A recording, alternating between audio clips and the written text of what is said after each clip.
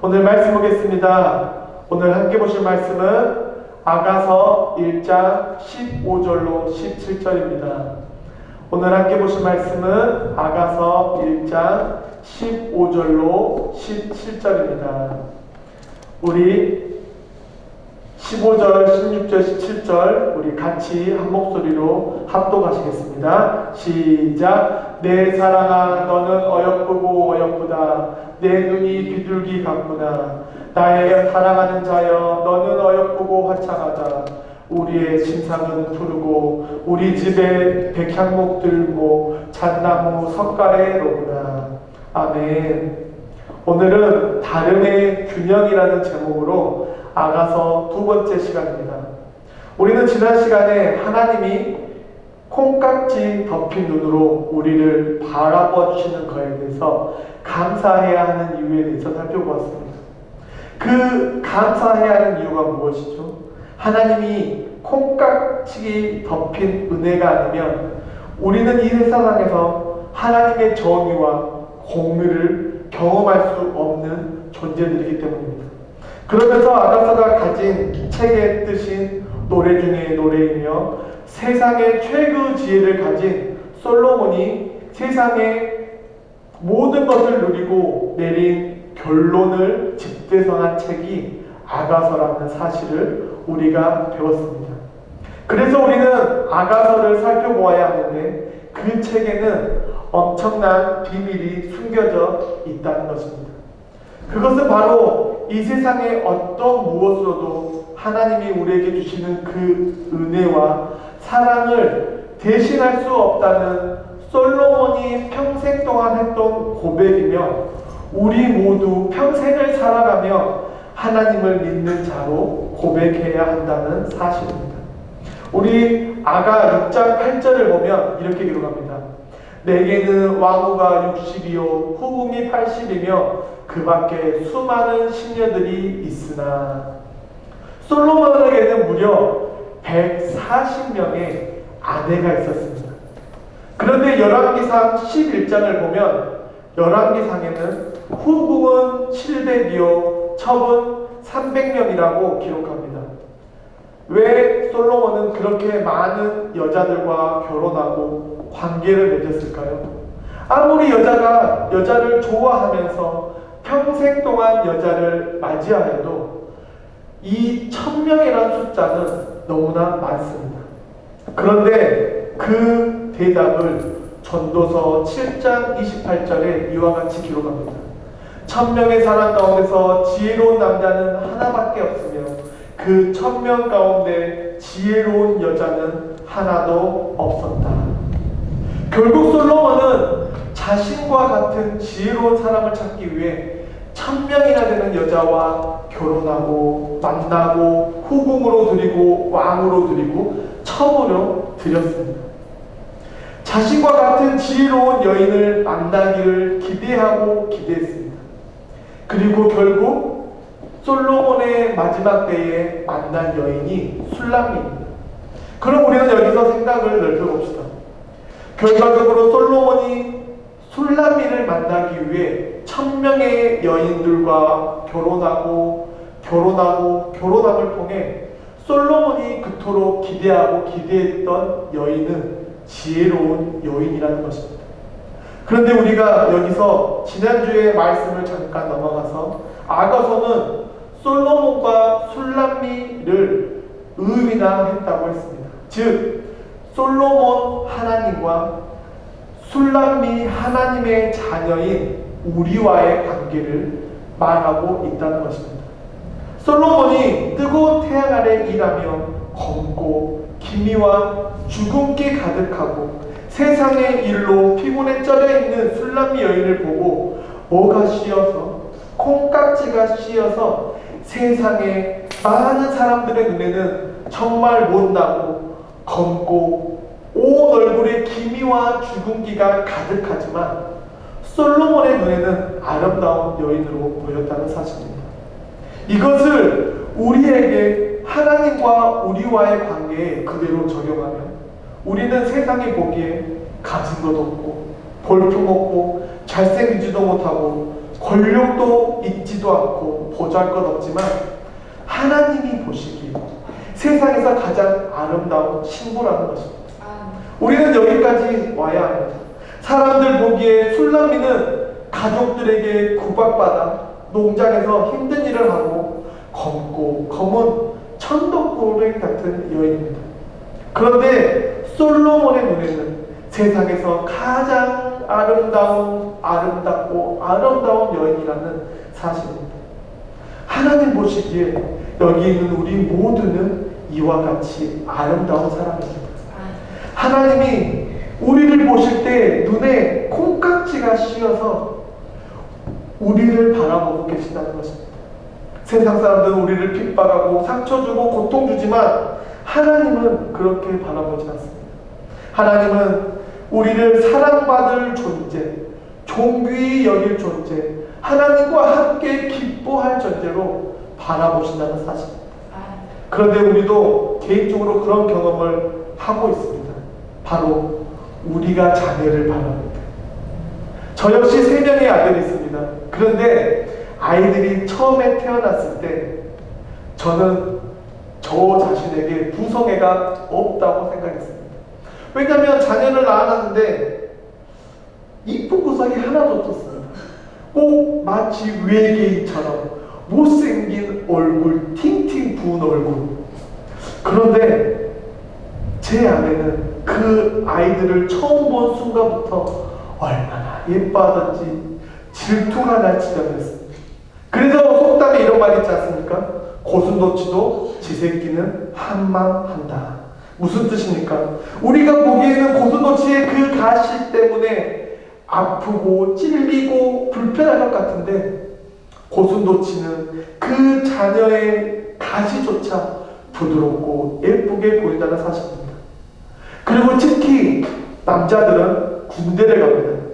그런데 그 군대에 가서 수료식을 하는 그 당일에 어머니들이 수료식에 참석하면 귀신같이 자기 아들이 어디 있는지 발견합니다.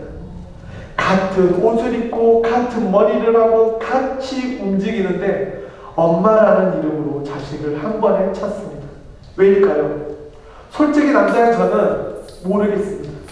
사실 저희 아이들이 악기를 연주하고 학교에서 공연을 하고 카운트에서 공연을 하러 가면 저는 사실 어디 있는지 모르겠습니다. 그런데 제 아내는 귀신같이 찾아냅니다. 바로 사랑하는 마음, 관심을 가지기 때문입니다. 바로 하나님이 우리를 그런 눈으로 바라보신다는 것입니다. 바로 우리를 택하시고 우리를 부르시고 우리를 믿게 하시고 우리를 그분의 품 안에서 자유를 누리게 하셨습니다. 그것을 우리는 무엇이라고 부르죠? 바로 은혜라고 고백합니다. 우리는 하나님의 은혜를 받은 자입니다. 그래서 우리가 이 자리에 있고 자유를 누리고 때론 눈물을 흘리고 때론 나누고 때론 하나님 나라의 증인이 되어 세상에 호구로 살아갑니다. 그것을 아가서에 기록하고 있습니다. 그래서 우리는 아가서를 통해 하나님과 영적으로 더 깊은 교제에 들어가고 주님이 우리를 이렇게 사랑하시는구나 그것을 경험합니다. 그럼 오늘 8절을 보겠습니다. 여인들을 가운데서 빼어나게 아름다운 여인아 내가 정말 모르겠거든 양떼의 발자취를 따라가거라. 양치기들이 장막을 친 곳이 나오거든 그 곁에서 너의 어린 양떼를 치며 기다려 보아라. 우리가 지난주에 여기까지 보았습니다. 그럼 술람미는 신랑이 거하는 곳을 매일매일 알기 원합니다. 그런데 술람미가 신랑의 위치를 모를 경우 신랑이 술람미에게 이렇게 얘기합니다.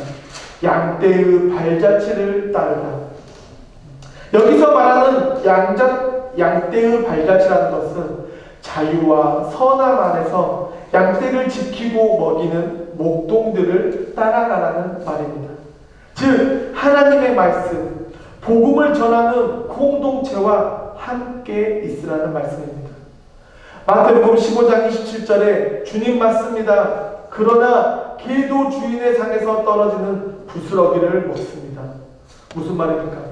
복음만을 전하는 생명이 거하는 공동체에 속해 있으면 부스러기, 남은 찌꺼기를 통해서라도 우리는 구원의 자리에 있을 수 있다는 것입니다. 그래서 바울은 자신이 행하는 대로 행하라고 행하라는 증거로 자신을 예수님만을 따르는 사도라고 선포합니다. 무슨 말입니까? 구원을 얻기 위해서 복음 공동체에 속해서 그 사람들이 하는 그 행동을 흉내라도 내면서 그 흉내냄을 통해서 구원의 자리에 있으며 끝내는 그리스도의 향기를 바라는 존재가 될 수 있다는 사실입니다. 마가복음을 보면 예수님이 유월절을 준비하기 위해 제자들을 마을로 보냅니다. 그러자 제자들이 묻습니다. 어디에 준비할까요? 그러자 예수님이 제자들을 보면서 이렇게 얘기합니다. 물동이를 들고 가는 사람을 만날 것이다. 그런데 이 유월절을 절기를 준비하는 이 시기에는 많은 사람들이 물동이를 들고 갑니다. 왜냐하면 유월절에 정결의식을 준비해야 하기 때문입니다. 그런데 한글 성경에는 물동이를 들고 가는 사람의 정확한 특징적인 부분을 묘사하지 않고 있습니다. 그런데 이 마가복음 원어 성경이나 킹 제임스 버전을 보면 물동이를 들고 가는 사람이 우리가 흔히 생각하는 여인의 모습이 아닌 남자라는 사실을 기록하고 있습니다. 즉 제자들에게 물동이를 들고 가는 한 남자를 만날 것이다. 그러면 그 사람에게 예수님이 유월절을 보낼 장소와 음식을 준비하게 해달라. 그런데 생각해 봅시다. 이스라엘 시대의 배경에서 남자가 물동이를 들고 가는 거 이해되지 않습니다. 그런데 당시의 시대 상황을 살펴보면 그 사람이 왜 물동이를 들고 가는지 알 수 있는데 그 당시 유대교에는 세 개의 부파가 있었습니다. 바리새파, 사두개파, 에세네파. 예수님이 말하는 혼자 물동이를 들고 가는 이 남자는 에세네파 사람들입니다. 그들은 경건주의자 중에서도 초경건주의자들이었습니다. 그래서 그들은 평상시에는 광야에 살며 세상의 쾌락을 배척하고 자의적으로 단절하고 오직 말씀과 기도에 전념하며 오직 다시 오실 그 예수님을 고대하는 사람들입니다. 그래서 에세네파 사람들은 정식으로 분파에 들어가기 위해서는 1년이라는 시간을 지켜보고 그가 쾌락을 쫓지 않는지 정말 하나님을 사랑하는지 이웃을 사랑하는지 살펴봅니다. 그리고 1년 후에 정식으로 에세네파에 들어가기 위해서는 두 가지 서약을 합니다. 첫째는 평생 하나님을 사랑할 것. 그리고 두 번째는 평생 내 이웃을 내 몸과 같이 사랑할 것. 즉 10계명의 핵심을 맹세하게 됩니다. 그래서 대부분의 분파 사람들이 싱글인 경우가 많기에 절기를 준비하기 위해서 특히 유월절 정결의식을 준비하기 위해서 스스로 물동이를 메고 물을 길러 집으로 옮깁니다. 즉 그 사람을 보고서 예수님의 명령대로 전합니다. 유월절을 위한 장소와 음식을 준비해 주십시오. 그런데 사실 집을 오픈한다는 건 쉽지 않습니다. 집을 오픈한다는 것은 어떻게 보면 나의 치부를 드러내는 것이고 많은 것들을 정리해야 되고 많은 것들을 보여줘야 합니다. 그런데 초경건주의자들에게는 나그네 환대법이라는 것이 있습니다. 나그네 환대법이 무엇이냐? 나그네가 그 마을에 들어와서 길거리에서 잠을 자거나 굶는 일이 발생하면 그 마을의 수치라고 생각해서 경건주의자들은 누군가 문을 똑똑똑 두드리고 잠을 청하거나 음식을 요구했을 때 받아주는 것입니다. 그래서 지금까지 이스라엘에는 나그네 환대법이 이어지고 있고 그것으로 인해 사생아가 발생하거나 아니면 고아가 발생했을 때 다른 나라에 입양 보내지 않고 자신의 민족은 자신이 지킨다는 의식을 가지고 있습니다. 그래서 우리 주변에 유대인 커뮤니티는 어떻습니까? 저는 개인적으로 유대인 커뮤니티를 보면 참 부럽습니다. 성인식을 통해 한 아이가 무언가를 시작할 수 있는 그 바탕을 마련해 줄 수 있도록 만들어주는 것, 이것이 우리와 시작점이 다르다는 것입니다. 그런데 우리는 어떻습니까? 참 부끄럽지만 자기 밥그릇 뺏길까봐 전전긍긍합니다. 사실 세상은 자신의 이익을 따라, 자신의 유익을 따라 움직이기 때문에 그렇다고 칩시다. 그런데 교회는 어떻습니까? 세상보다 더 악취가 때로는 진동합니다.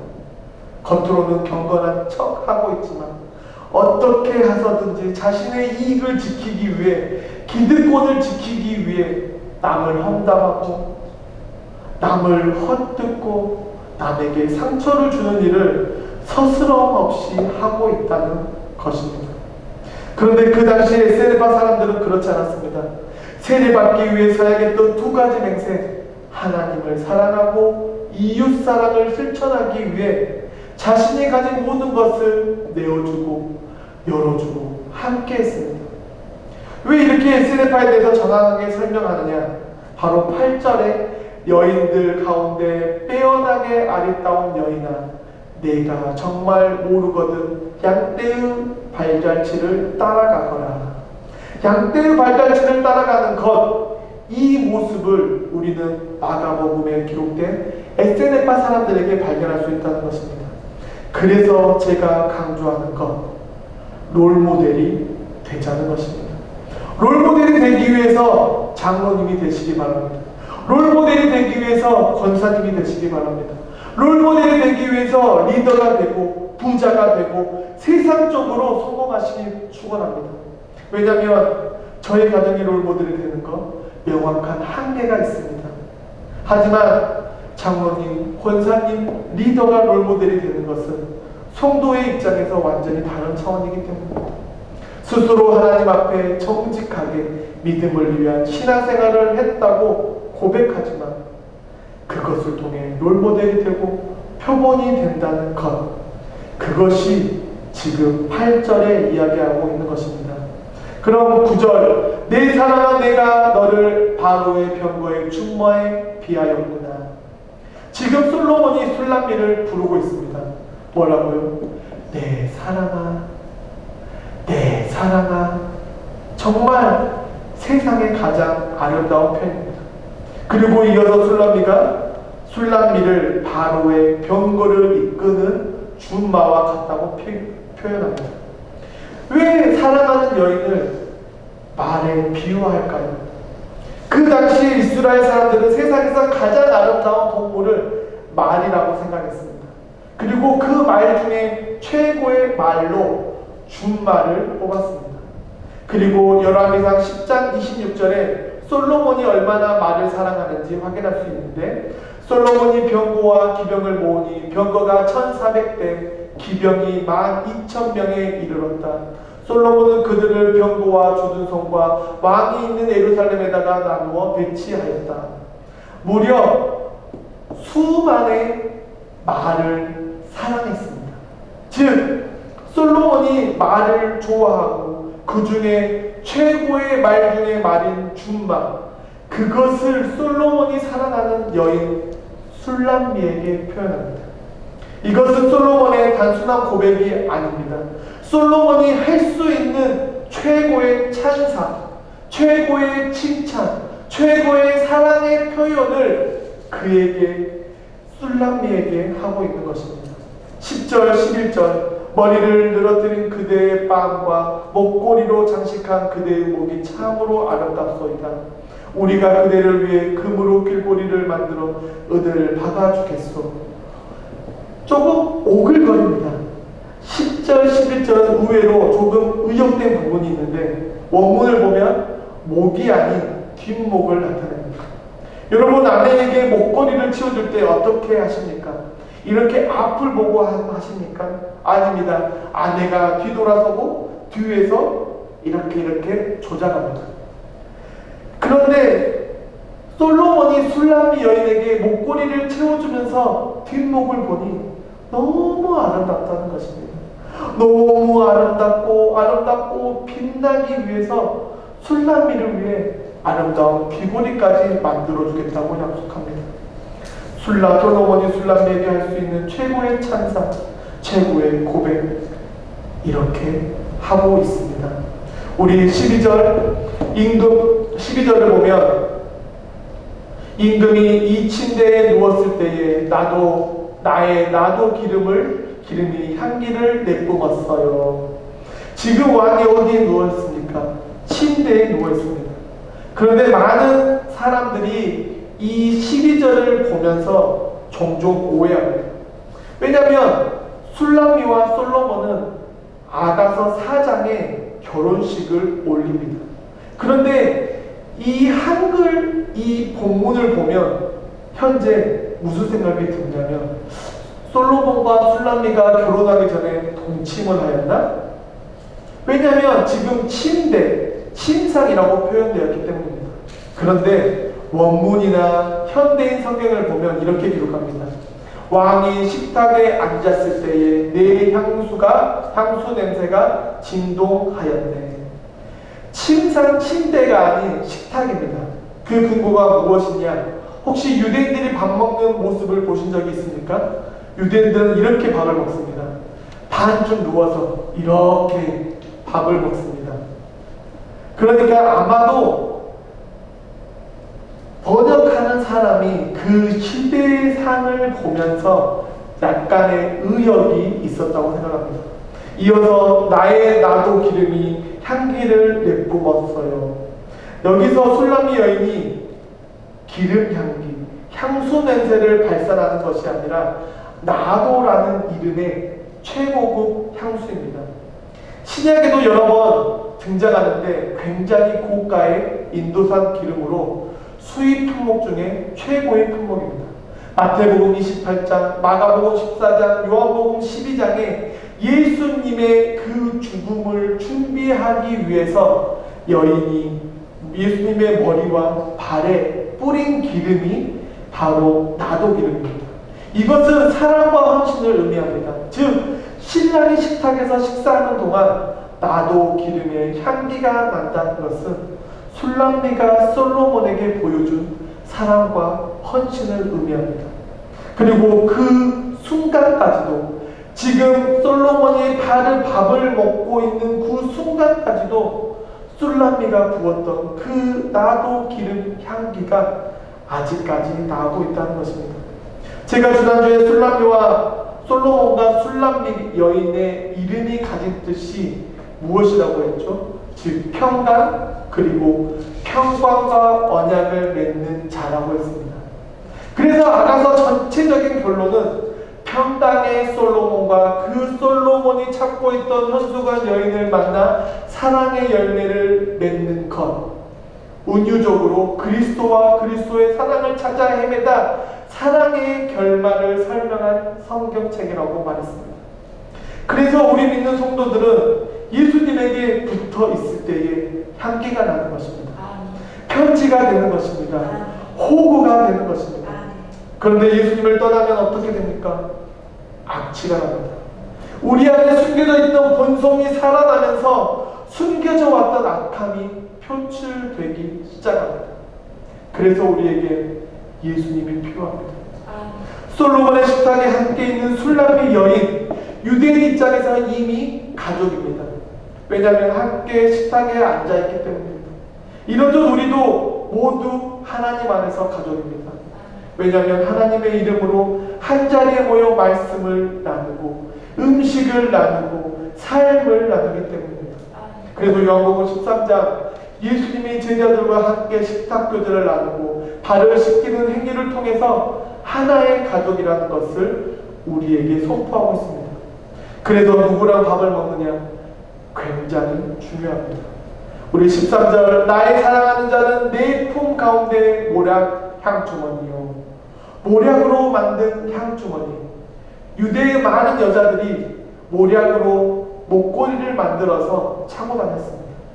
왜냐하면 지속적으로 향을 유지하기 위해서입니다. 그런데 이 모략, 구약에서 굉장히 중요한 역할을 합니다. 첫 번째로는 성전의 성물을 구별하는 방법으로 모략을 사용하고, 두 번째로는 왕이 새로운 옷을 만들 때에 향기를 내기 위해 모략을 바르고, 셋째는 신부가 향기를 잃지 않기 위해서 목걸이를 만들어 사용합니다. 그런데 우리는 이 부분을 조금 더 깊이 있게 보기 위해 14절, 나의 사랑하는 자는 내게 엔게디 포도원의 고베와 송이로구나. 14절에 나타난 이 엔게디라는 지역은 이스라엘의 오아시스입니다. 이곳은 포도가 풍성히 자라나는 오아시스 지역입니다. 그리고 그 포도송이 사이에 고별화가 꽃이 피어 있습니다. 사실 제가 말을 잘 못해서 어떻게 표현할지 모르지만 이제 곧 가을입니다. 가을이 되면 은행나무가 노란색으로 거리를 뒤덮습니다. 그런데 그 은행나무 사이에 형형색색의 단풍나무가 끼어서 아름다운 자태를 내는 모습과 같다는 것입니다. 즉 솔로몬에게 술람미는 특별히 눈에 들어온 존재이고 향기를 바라는 존재이고 사랑할 수밖에 없는 콩깍지가 덮인 아름다운 존재라는 사실입니다. 그러니까 수많은 여인 중 수천 명의 아내 중에서 술람미 여인은 특별한 존재라는 것입니다. 그들 가운데 돋보이는 존재라는 사실입니다. 그리고 15절에 내 사랑아 너는 어여쁘고 어여쁘다 내 눈이 비둘기 같구나. 여러분, 비둘기가 상징하는 것이 무엇입니까? 비둘기는 정결과 순결의 상징과 동시에 전쟁 때에는 메신저로 활약합니다. 그 이유는 비둘기가 가지고 있는 그 귀소 본능 때문입니다. 그래서 성경에는 비둘기는 정결과 회개 그리고 돌아옴이라는 그 표현에서 많이 사용합니다. 그리고 비둘기는 일부일처제라고 합니다.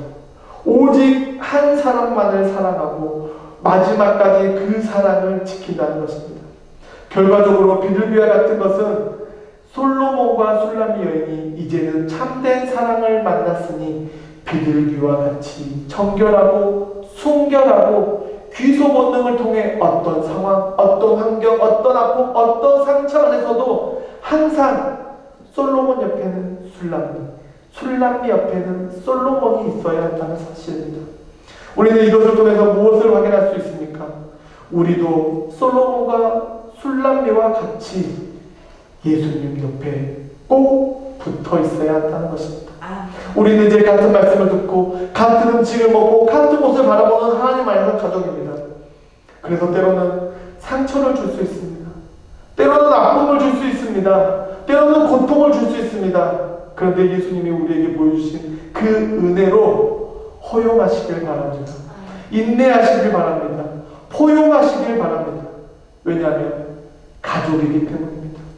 함께 천국을 소망하고 하나님 나라의 호구가 되겠다고 다짐한 성도들이기 때문입니다. 우리 마지막으로 16절 17절 나의 사랑하는 자야 너는 어여쁘고 화창하다.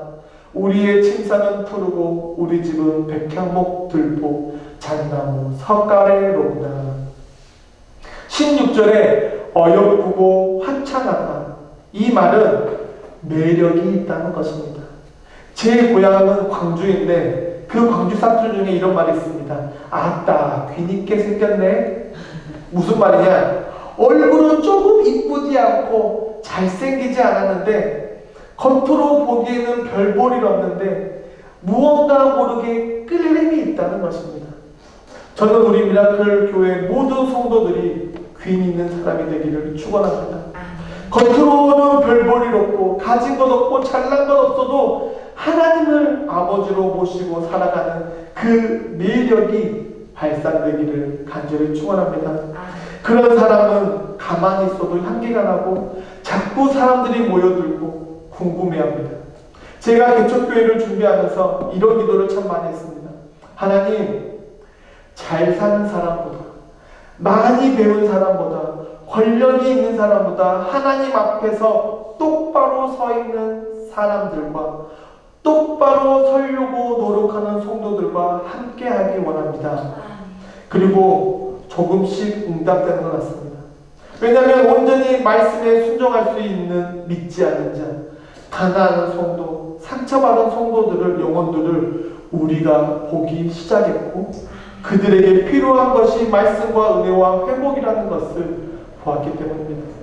저는 미라클 교회와 성도들이 그렇게 매일 은혜와 회복을 통해 빨리 알을 깨고 나오기를 축원합니다. 그래야 매력 있는 성도가 됩니다.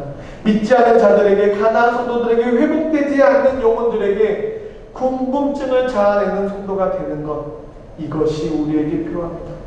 왜냐하면 그 궁금증을 통해 우리는 복음을 전달할 수 있기 때문입니다. 그리고 17절에 들보와 석가래가 나오는데, 들보는 집을 떠받치고 있는 척추와 같은 역할이고 석가래는 그 들보보다 작은 나무를 연결해서 집의 균형을 잡아내는 역할을 합니다.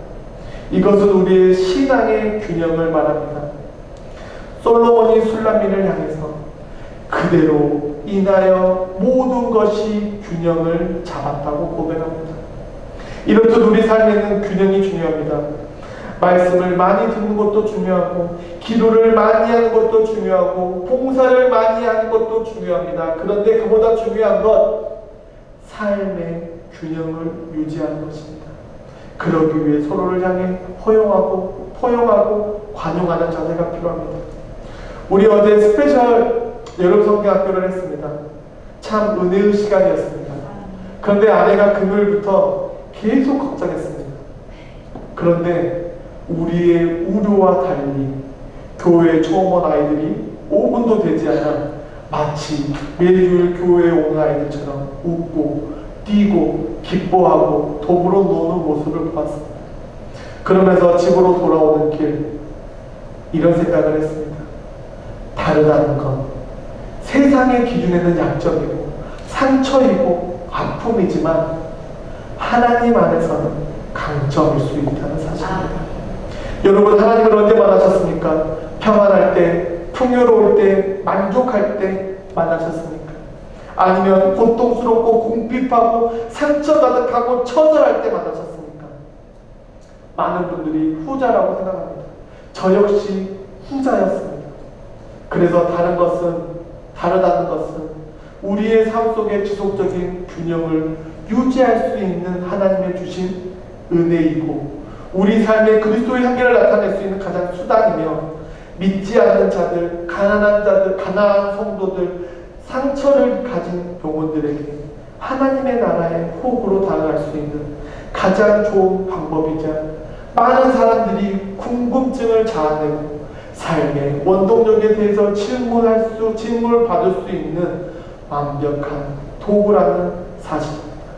그리고 그것을 통해 내 삶의 고백이 무엇인지, 내 삶에 중요한 것이 무엇인지 그것을 깨닫고 어떤 무엇과도 바꿀 수 없는 완전한 하나님의 가족됨이 비밀이라는 사실을 알고 선포하게 되는 것입니다.